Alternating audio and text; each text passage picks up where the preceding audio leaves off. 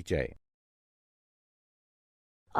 जैसा कि हम पहले चर्चा कर चुके हैं, सभी जीवित प्राणी पोषण की प्रक्रिया द्वारा भोज्य पदार्थ ग्रहण करते हैं, जिनकी सहायता से उन्हें विभिन्न जैविक क्रियाओं के लिए ऊर्जा प्राप्त होती है।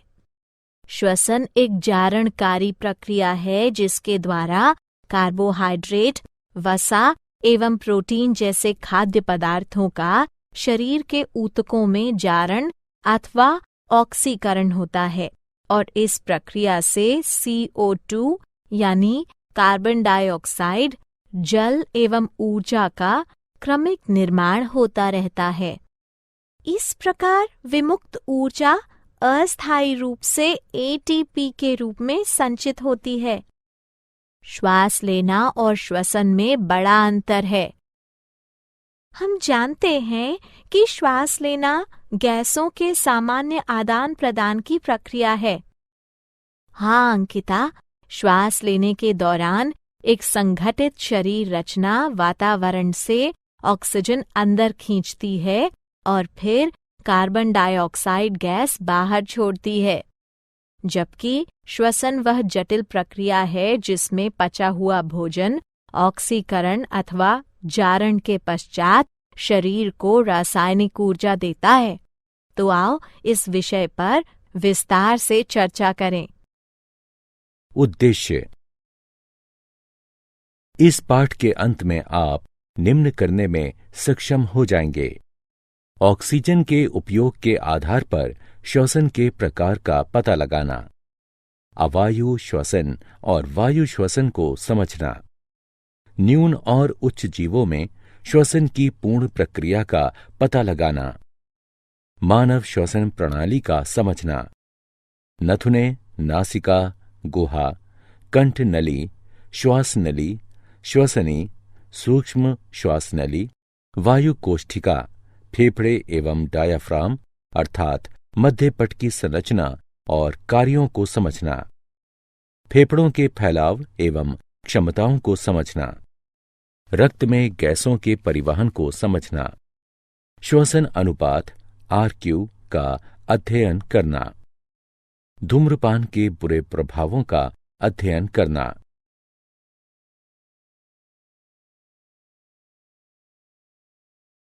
श्वसन के प्रकार। श्वसन दो प्रकार के होते हैं: अवायु श्वसन एवं वायु श्वसन। अवायु श्वसन वह श्वसन है जिसमें श्वसन के लिए ऑक्सीजन की आवश्यकता नहीं पड़ती, जबकि वायु श्वसन में श्वसन के लिए ऑक्सीजन की आवश्यकता पड़ती है।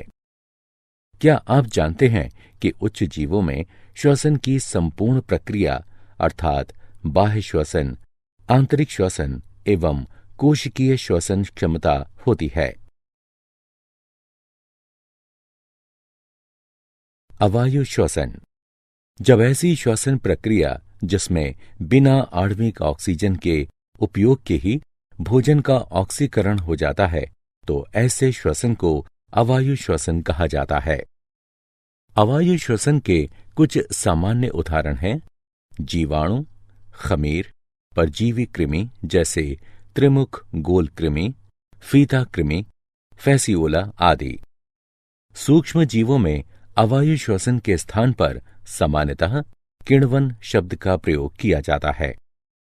सूक्ष्म जीवों अथवा उनके एंजाइमों की सहायता से कार्बोहाइड्रेट्स एवं अन्य कार्बनिक यौगिकों का अवायवीय टूटन द्वारा अल्कोहल, कार्बनिक अम्ल, गैस आदि में परिवर्तित होने की प्रक्रिया को किण्वन के रूप में परिभाषित किया जाता है।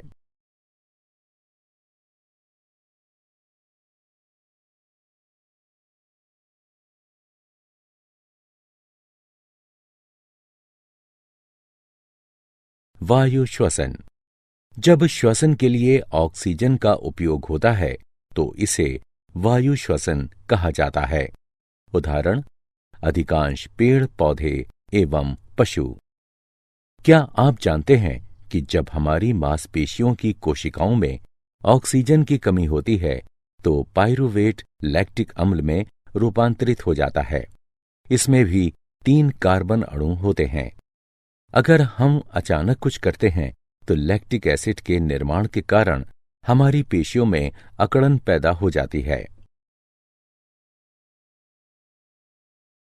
बाह्य श्वसन। बाह्य श्वसन वह प्रक्रिया है जिसके द्वारा रक्त एवं वायु के मध्य गैसों का आदान प्रदान होता है। यह एक भौतिक प्रक्रिया है। इसमें केवल ऑक्सीजन ग्रहण एवं कार्बन डाइऑक्साइड का उत्सर्जन होता है। यह प्रक्रिया 2 चरणों में संपन्न होती है, उत्प्रेरण यानी सांस लेना एवं उच्छ्वासन। उत्प्रेरण वह प्रक्रिया है जिसके द्वारा स्वच्छ वायु फेफड़ों में प्रवेश करती है। इस प्रक्रिया में झिल्ली यानी डायाफ्राम सपाट हो जाती है और स्नायु तंतुओं में संकुचन द्वारा नीचे की दिशा में दबती है एवं इस प्रकार वक्ष गुहा का आयतन बढ़ता है। बाह्य पसलियों के बीच की मांसपेशियां पसलियों एवं उरोस्थि में ऊपर एवं बाहर की दिशा में संकुचन एवं खिंचाव उत्पन्न करती हैं और इस प्रकार वक्ष गुहा का आयतन बढ़ जाता है।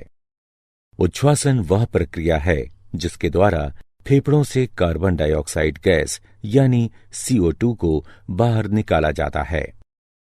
डायाफ्राम यानी झिल्ली के स्नायु तंतु जब शिथिल पड़ते हैं तो यह उत्तल आकार ग्रहण कर लेते हैं और तब वक्ष गुहा के आयतन में भी कमी आ जाती है। बाह्य पसलियों के बीच की मांसपेशियां जब शिथिल हों और पसलियों में भीतर की तरफ एवं नीचे की दिशा में खिंचाव उत्पन्न करें तो इस प्रकार वक्ष गुहा के आयतन में कमी आती है।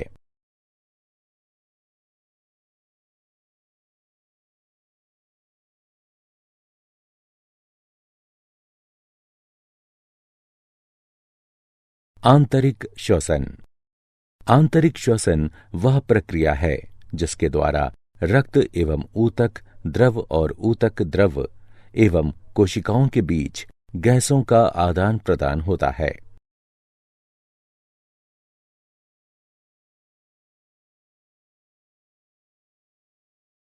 कोशिकीय श्वसन। कोशिकीय श्वसन वह प्रक्रिया है जिसमें कोशिकाएं चयापचय के लिए ऑक्सीजन यानी O2 का उपयोग करती हैं एवं अवशेष के रूप में कार्बन डाइऑक्साइड यानी CO2 उत्सर्जित करती हैं।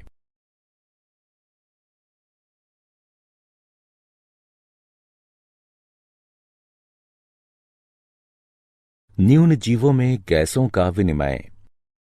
न्यून जीवों में श्वसन के लिए कोई विशेष अंग नहीं होता, अतः एक कोशिकीय जीवों में कोशिका एवं बहुकोशिकीय जीवों में शरीर की सभी कोशिकाएं श्वसन में भाग लेती हैं।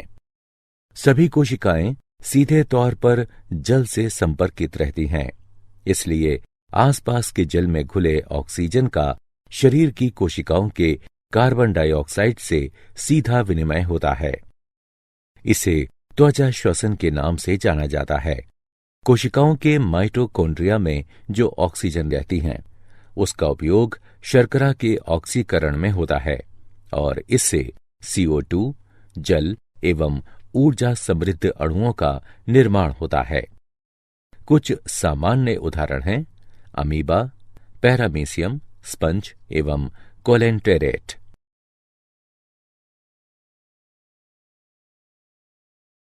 उन्नत जीवों में गैसों का विनिमय। उन्नत जीवों के शरीर की भित्ति मोटी होती है, परिणाम स्वरूप विसरण संभव नहीं होता एवं इनमें चयापचय की दर भी उच्च होती है, अतः इन्हें अधिक ऊर्जा की आवश्यकता पड़ती है। उन्नत जीवों में गैसों के विनिमय अर्थात आदान प्रदान के लिए विशेष श्वसन अंग होते हैं। शरीर की कोशिकाओं एवं श्वसन अंग के बीच ऑक्सीजन एवं कार्बन डाइऑक्साइड के परिवहन के लिए इनमें रक्त नाड़ी तंत्र भी होता है। उन्नत जीवों में गैसों का संवहन त्वचा, गलफड़ा, श्वास नली अथवा फेफड़ों से हो सकता है। उभयचर एवं एनेलिड त्वचा श्वसन करते हैं। वैसी त्वचा से गैसों का संवहन हो सकता है जो पतली, नमीयुक्त, संवहनी एवं पारगम्य होती हैं। इसे त्वचीय श्वसन भी कहा जाता है। कड़ी खाल वाले जानवर, उपास्थि वाली मछलियां, बौनी मछलियां एवं मेढकों जैसे उभयचर गलफड़ा श्वसन करते हैं। इस प्रकार के श्वसन को क्लोम श्वसन भी कहा जाता है। ऑक्सीजन जल से ग्रहण किया जाता है। जल में घुले ऑक्सीजन एवं गिल लामेल्ले की रक्त कोशिका में विद्यमान कार्बन डाइऑक्साइड का विनिमय तब होता है जब जल गलफड़ों के ऊपर से गुजरता है। कीड़ों मकोड़ों में श्वास नली द्वारा श्वसन क्रिया होती है। श्वसन अंग वस्तुतः उच्च स्तरीय वायु नलिकाओं का गुच्छ होता है, जिसे श्वसनी के नाम से जाना जाता है। यह श्वसनियां छोटी छोटी नली छिद्रों द्वारा वायु से जुड़ी रहती हैं, जिन्हें विवर कहा जाता है। फेफड़ों द्वारा श्वसन भूमि पर रहने वाले जानवरों एवं मनुष्यों में होता है। फेफड़े श्वसन अंग हैं। इसे फुफ्फुसीय श्वसन भी कहा जाता है। यह श्वसन प्रणाली के सहयोग से होता है।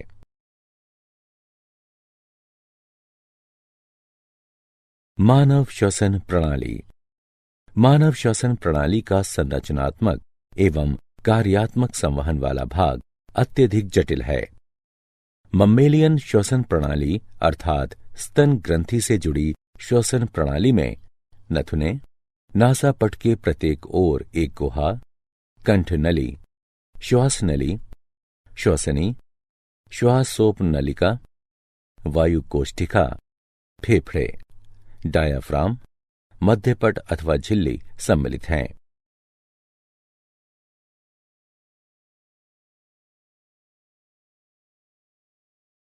नथुने नाक के दोनों छिद्रों को नथुना कहते हैं।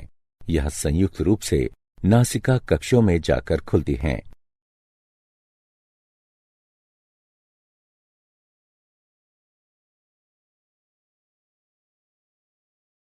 नासिका रंध्र। यह नासिका पट द्वारा दो नासिका कक्षों में विभक्त हैं। प्रत्येक नासिका कक्ष में 3 क्षेत्र होते हैं, अर्थात कर्णकोटर, श्वसन एवं घ्राण क्षेत्र।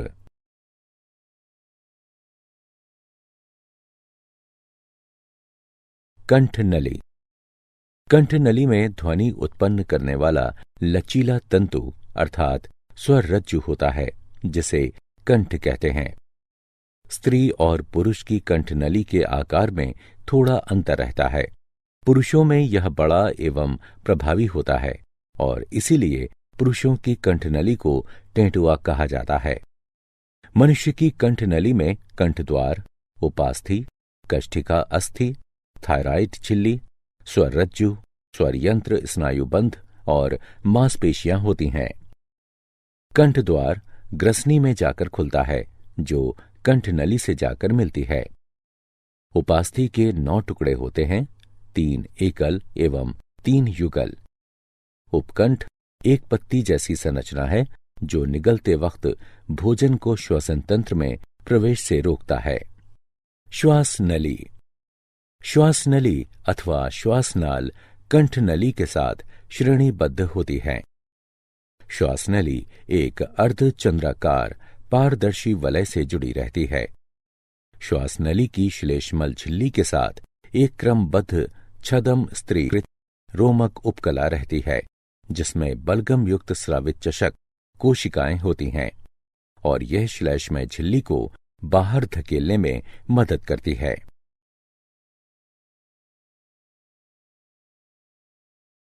श्वसन नलियां। श्वसनी बहुवचन श्वसनिया, विशेषण श्वसनी संबंधी। श्वसन प्रणाली का वह वायु मार्ग है जो वायु के फेफड़ों तक खींचता है।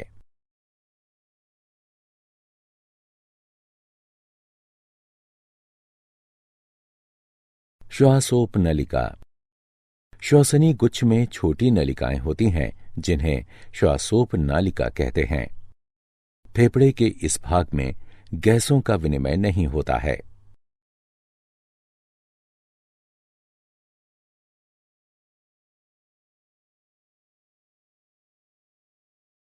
वायु कोष्ठिका।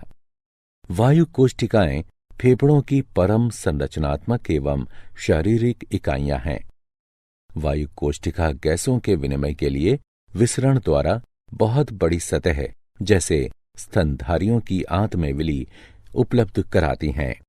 गैसों का विनिमय वायु कोष्ठिकाओं की श्वसन झिल्ली में सर्वत्र होता है।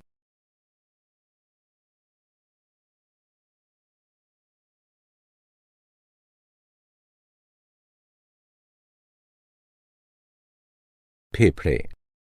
प्रत्येक फेफड़ा दोहरी झिल्ली से ढका होता है जिसे फुफ्फुस आवरण कहते हैं। फेफड़े को ढकने वाली बाहरी झिल्ली को पार्श्व फुफ्फुस आवरण कहते हैं। फेफड़े को ढकने वाली भीतरी झिल्ली को आंत्र फुफ्फुस आवरण कहते हैं। मनुष्य के दाहिने फेफड़े में 3 परलिकाएं होती हैं एवं बाएं फेफड़े में 2। डायाफ्राम अर्थात मध्यपट।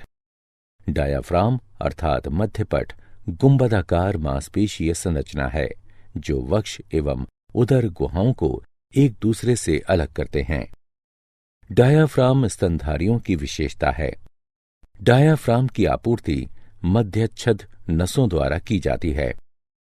डायाफ्राम में छेद होने की स्थिति में सांस रुक सकती है और यह प्राणघातक हो सकता है। श्वसन एवं फेफड़े का आयतन एवं क्षमताएं। 4 प्रकार के श्वसन आयतन होते हैं। ज्वारीय आयतन अर्थात टाइटल वॉल्यूम यानी टीवी, श्वास ग्रहणात्मक निग्रह आयतन अर्थात इंस्पिरेटरी रिजर्व वॉल्यूम यानी आईआरवी, श्वास निस्सरण निग्रह आयतन अर्थात एक्सपायरेटरी रिजर्व वॉल्यूम यानी ईआरवी एवं अवशिष्ट आयतन अर्थात रेसिड्यूल वॉल्यूम यानी आरवी। इसी प्रकार 4 श्वसन क्षमताएं भी होती हैं। श्वास ग्रहणात्मक क्षमता अर्थात इंस्पिरेटरी कैपेसिटी आईसी, कार्यात्मक अवशिष्ट क्षमता अर्थात फंक्शनल रेसिड्यूल कैपेसिटी एफआरसी, महत्वपूर्ण क्षमता अर्थात वाइटल कैपेसिटी यानी वीसी एवं फेफड़ों की क्षमता अर्थात टोटल लंग कैपेसिटी यानी टीएलसी। श्वास गति को अंकित करने वाले यंत्र को स्पाइरोग्राम कहा जाता है। हवा की वह मात्रा जिसे फेफड़े वहन कर सकते हैं, संग्रहित रख सकते हैं अथवा विभिन्न परिस्थितियों में छोड़ सकते हैं, इसको फुफ्फुसीय आयतन कहते हैं एवं 2 अथवा 2 से अधिक फुफ्फुसीय परिमाणों के योग को फुफ्फुसीय क्षमता कहते हैं। फुफ्फुसीय आयतन को मापने के लिए जिस उपकरण का हम उपयोग करते हैं उसे सामान्यतः स्पाइरोमीटर अथवा रेस्पाइरोमीटर कहा जाता है।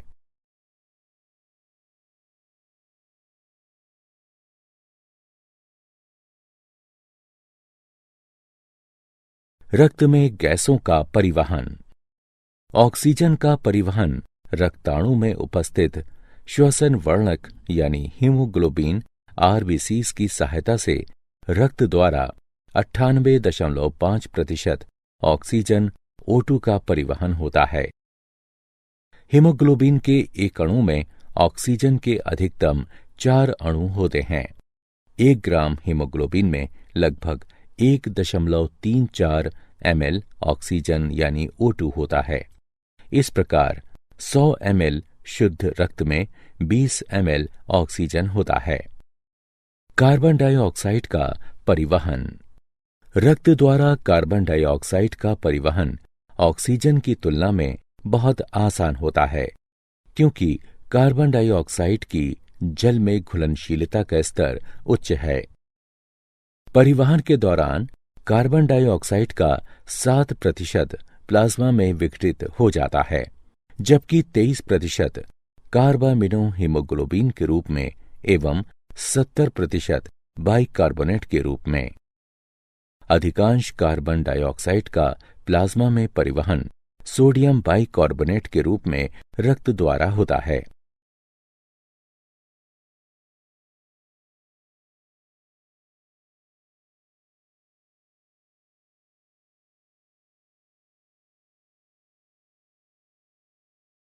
श्वसन अनुपात RQ। निर्मुक्त किए गए CO2 के आयतन एवं अवशोषित O2 के आयतन के अनुपात को श्वसन अनुपात कहा जाता है। श्वसन अनुपात अर्थात RQ का अधः स्तर अर्थात सबस्ट्रेट के परिमाण पर निर्भर करता है। यद्यपि RQ के निर्धारण से हमें श्वसन में उपयोग किए जा रहे सबस्ट्रेट की प्रकृति और चयापचय के प्रकार का पता चलता है। धूम्रपान के बुरे प्रभाव। तंबाकू के धुएं में भारी मात्रा में जहरीले रसायन होते हैं जो मानव के स्वास्थ्य पर बुरा असर डालते हैं। इससे फेफड़ों का कैंसर, खांसी, ब्रोंकाइटिस अर्थात फेफड़े में सूजन, वात स्फीति एवं कार्बन मोनोऑक्साइड विषाक्तता हो सकती है।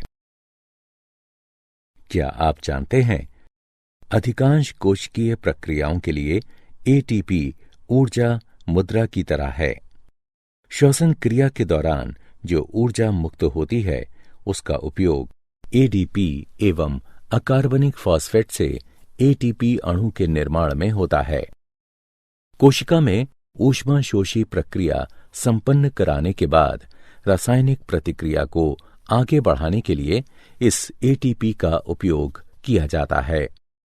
जब जल के उपयोग से ATP में टर्मिनल फॉस्फेट लिंकेज विघटित होता है तो इस प्रक्रिया के दौरान जो ऊर्जा उत्पन्न होती है वो 30.5 kJ मोल के बराबर होती है। मांसपेशियों के संकुचन, प्रोटीन संश्लेषण, तंत्र का आवेगों के चालन एवं अन्य अनेक गतिविधियों के लिए कोशिकाओं में ATP का उपयोग होता है। यदि वायु कोशीय सतह में फैलावाता है तो यह लगभग 80 m वर्ग आयतन आच्छादित करेगा। यदि हमारे शरीर में ऑक्सीजन के स्थानांतरण के लिए विसरण किया जाता है तो ऑक्सीजन के एक अणु को फेफड़े से पैर की उंगलियों तक संचरण करने में अनुमानतः 3 वर्ष का समय लगेगा। सारांश। आइए हमने जो कुछ सीखा है उसे संक्षेप में दोहराएं। श्वसन की 2 प्रक्रियाएं होती हैं, सांस लेना और सांस छोड़ना। पसली की मांसपेशियां एवं डायाफ्राम सांस लेने में सहयोगी की भूमिका निभाते हैं। ऑक्सीजन की सहायता से वायु श्वसन होता है और इसी के कारण हेक्सोज पूर्णतः विघटित होकर कार्बन डाइऑक्साइड एवं जल में परिणत हो जाता है। अवायु श्वसन ऑक्सीजन की अनुपस्थिति में होता है और इसमें आधा स्तर अर्थात सबस्ट्रेट का अपूर्ण विघटन होता है।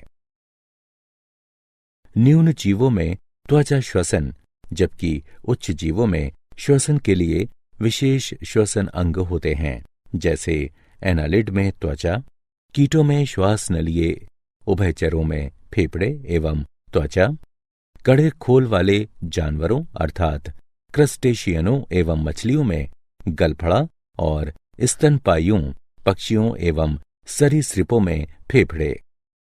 मानव की श्वसन प्रणाली का गठन नासिका छिद्रों, नासिका कक्ष, कंठद्वार, श्वास नली, श्वसनी एवं फेफड़ों के अंदर ब्रोंकियल इंटरकॉम के मिलने से होता है। तंबाकू के धुएं में भारी मात्रा में जहरीले रसायन होते हैं जो मानव के स्वास्थ्य पर बुरा असर डालते हैं।